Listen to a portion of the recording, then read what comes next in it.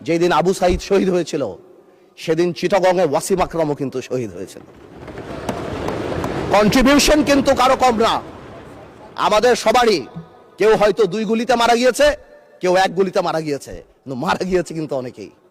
আমি তাই বলছি বারবার, আমরা ন্যাশনাল ইউনিটি ডাকি, আমরা কথা বলি, কিন্তু আপনারা দয়া করে আমাদেরকে অ্যাটাকিং এ যাবেন না।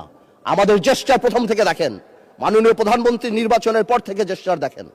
আপনাদের বাড়ি গিয়েছে, বড় বড় নেতাদের বাড়ি গিয়েছে, এই জেস্টারকে পজিটিভ হতে নেন। আর আপনারা তো ম্যানুভার করতে পারেন, প্রবলেম কি? আপনারা সারা জীবন ভারতের বিরুদ্ধে রাজনীতি করে ভারতের সাথে গোপনে মিটিং করছেন, ওটাও তো ম্যানুভার। আপনারা তো ম্যানুভার, এমন তো না আপনারা know this is the good quality brother, don't be upset.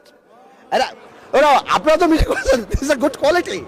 আর আপনারা সারা জীবন ইসলামের নামে রাজনীতি করে লাস্টে এসে বলছেন আমরা শরিয়া আইন চাই না।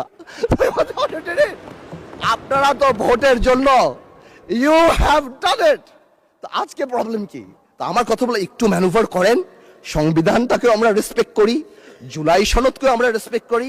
ইনশাল্লাহ, since we have good spirit, we have good intention, আমরা পজিটিভ ভালো কিছু নিয়ে আসব।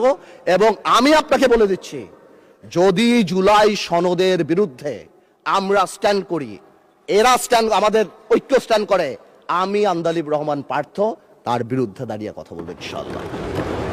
But you don't dictate us the প্রক্রিয়া, the system, how we do it. যেভাবে হবে সেভাবে আমরা করব, সংবিধানকেও রাখবো, জুলাইকেও সম্মান করব। আপনাদের সবাইকে ধন্যবাদ।